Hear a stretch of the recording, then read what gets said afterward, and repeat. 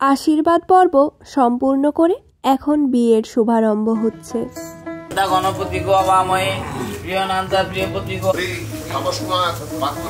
লগ্ন যেহেতু আমাদের 2:30টার সময় ছিল, তাই বেশ খানিকটা সময় অপেক্ষা করে ঘড়িতে ঠিক 2:35 বাজার পরই বিয়ে শুরু হচ্ছে। বিয়ে শুরু হওয়ার পরে বরকে নিয়ে যে সমস্ত নিয়মগুলো থাকে সেগুলো সব কমপ্লিট হওয়ার পর আমাকে নিয়ে আসা হবে। এখন জামাই বরণ হচ্ছে। এই যে বাড়ির বড় জামাই এসে জামাই বরণ নিয়ে গেল, আর এই দিকে বাকি সমস্ত জামাইদের জন্য জামা কাপড় এই ঠাকুরের ইয়েতে টিকিয়ে রাখা হলো, যেগুলো কালকে সব দিয়ে দেওয়া হবে।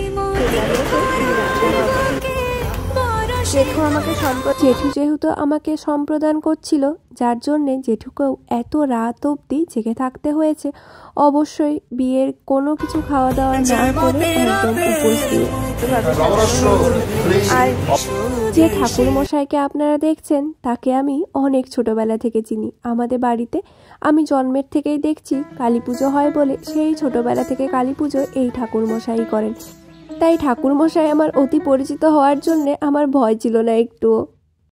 দীর্ঘ অপেক্ষার অবসান, অবশেষে আমরা যাচ্ছি, আর আমার সাথে আমার বাড়ির সবাইও যাচ্ছে। আমাদের বাড়ি থেকে নিয়ম আছে, নাপিত যে থাকবে সেই হাত ধরে আমাকে ঘোরাবে, তাই সেই আমার হাত ধরে নিয়ে যাচ্ছে। এখানে 7 পাকে ঘোরা হচ্ছে। তারপর হবে শুভদৃষ্টি।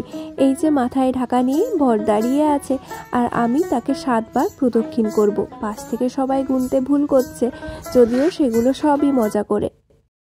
মাথায় আবার পাল্লা দিয়ে ঢাকা দিয়ে রেখেছে। কি কি সব নিয়ম থাকে তাই না বিয়ের সময়।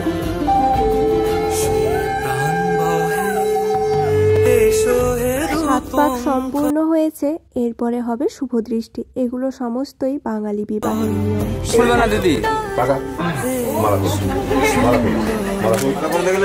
শুভদৃষ্টি মানে হলো বর বউকে বিয়ের দিনে সেই প্রথমবারের জন্য দেখবে।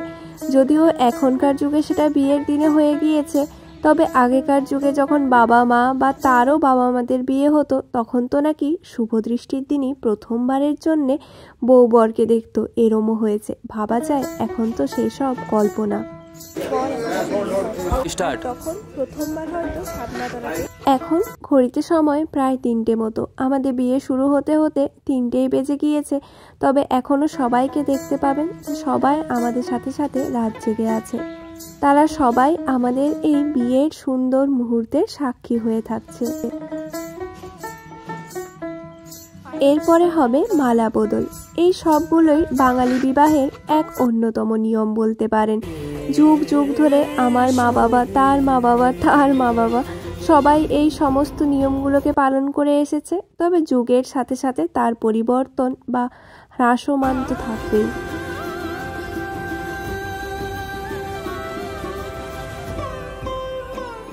আমাদের মালা বদলের মধ্যে সেরম কোনো হুটোপুটি দেখলাম না। দুজনেই খুব শান্ত ভদ্রভাবে মালা পরেও নিলাম আর পরিয়েও দিলাম। কতটা মাথাটা নিচু করা যায় সেটাই হয়তো পরিকল্পনা ছিল।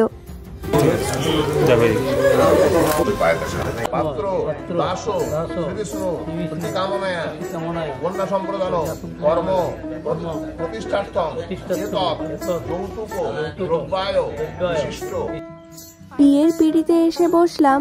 জেঠু আমাকে সম্প্রদান করছিল। এইভাবেই বাবা মা বা বাড়ির অভিভাবকেরা কন্যাকে তুলে দেয় বরের হাতে সারা জীবনের জন্য। এখানে পুরোহিত মশাই আমাদের হস্তবন্ধন করলেন। এখানে কনের ডান হাত আর বরের ডান হাত একসাথে বেঁধে দেওয়া হয় একটি সুতোর মাধ্যমে। সুতো দিয়ে বেঁধে দেওয়ার পর ওপর থেকে একটি কাপড় বা গামছা দিয়ে তার ওপরে এই মালা দিয়ে দেওয়া হয়। এরম ভাবে ঠাকুর মশাই এরপর বেশ কিছু মন্ত্র উচ্চারণ করবেন।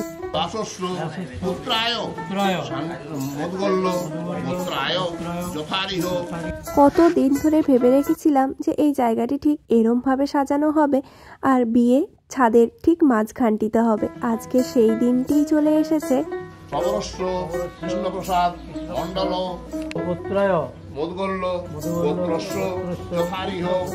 হাতের মধ্যে আবার ঘি লাগিয়েছিল, যার জন্য হাতটা বেশ একটু চটচটেই লাগছে।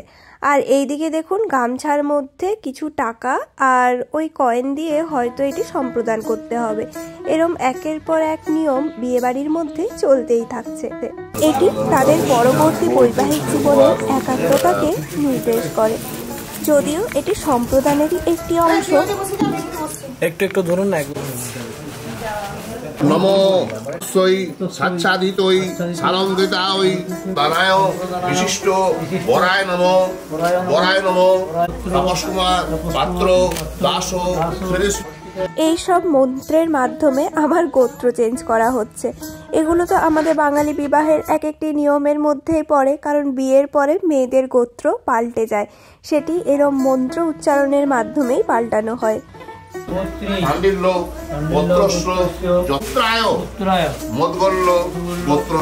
বাঙালি বিবাহের নিয়ম কানুন অনেক বেশি।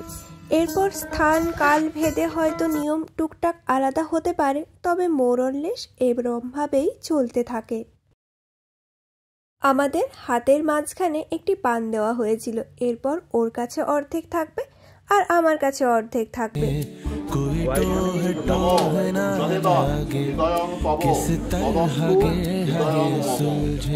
আমি বিয়ের আগে ওকে মাঝে মধ্যেই বলতাম যে মন্ত্রগুলো একদম জোরে জোরে উচ্চারণ করবে, যাতে সবাই শুনতে পায়।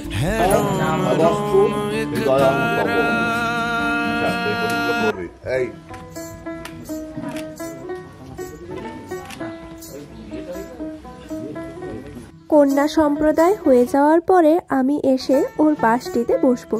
এখন তো বুঝতেই পারছেন সেই অন্তিম সময়ের অপেক্ষা। বিয়ে প্রায় মধ্য গগনে বলতে পারেন। আর এইদিকে ঠাকুরমশাই বললেন যাতে হাতটি ছাড়া না হয় একদম শেষ অবধি। তার জন্য ও হাতটা ধরেই ছিল।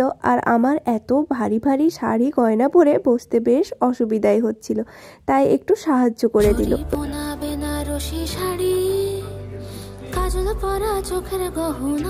বসে বসে ভাবছিলাম যে এরপরে কি হবে, বেশ চিন্তা ভাবনারই বিষয়। আর এইদিকে দেখুন ইসলি আর মেরি দুজনে মিলে আমাদের দিকে ফুল ছুটছে। এইদিকে সিঁদুরদান হওয়ার জন্য এই সরার মধ্যে সিঁদুর লাগানো হচ্ছে। আমার শ্বশুর বাড়ির নিয়ম ছিল যে এরম একটি সরার মধ্যে দিয়েই সিঁদুরদান করতে হবে, যার জন্য সুন্দরভাবে লাগিয়ে নিচ্ছে। আর আমাদের বাড়িতে নিয়ম আছে আবার কয়েন দিয়ে, তাই দুটো দিয়েই হয়ে গেল, ওই হাত ছাড়া যাবে না। এরপরে সিঁদুরদান হবে, যার জন্য দিদি আমার মাথার উপরে একটি কাপড় দিয়ে দিচ্ছে আর এইদিকে দুই বোন মিলে ফুল ছড়াচ্ছে। গাঁটছড়া বাঁধা মানে হলো গিট বাঁধা।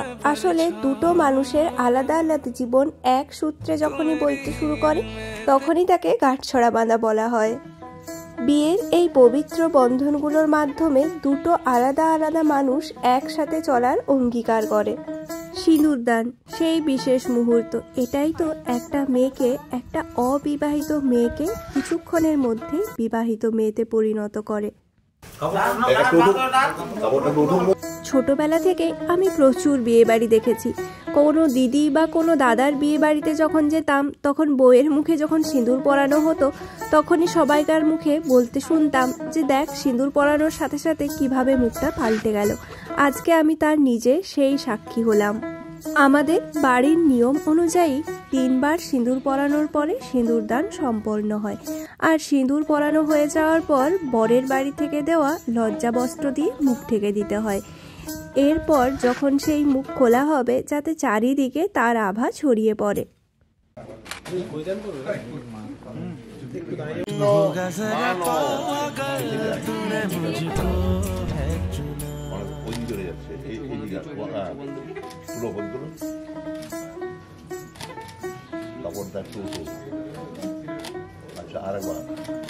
সিঁদুরদান হওয়ার পরে সত্যিই মুখটা যেন পাল্টে গেছে। আমি নিজেই নিজেকে আর চিনতে পারছি না, এক অন্য রকমের রূপ। তবে আমার মাথার টোপরটা বেশ ভালোই সমস্যা করছিল, যার জন্য ওটিকে খুলে রেখে দেওয়াই বেশি ভালো হবে মনে হলো।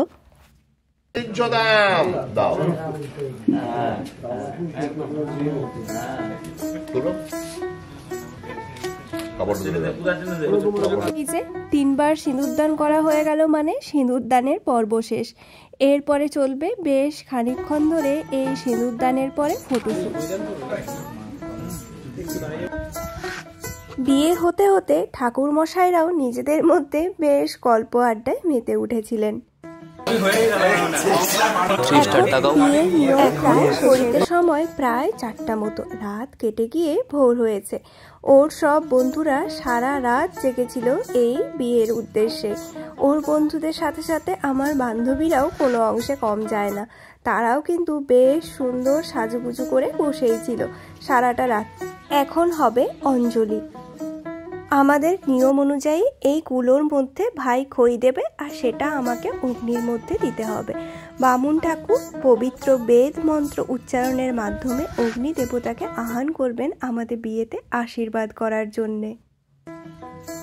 ভাই কিন্তু সারা সন্ধে বেশ স্টাইল দিয়ে পাঞ্জাবি পরেছিল, বাট এত রাত হওয়ার পরে সে আর নিজেকে এতটা সাজুগুজু অবস্থায় নিয়ে যেতে পারেনি।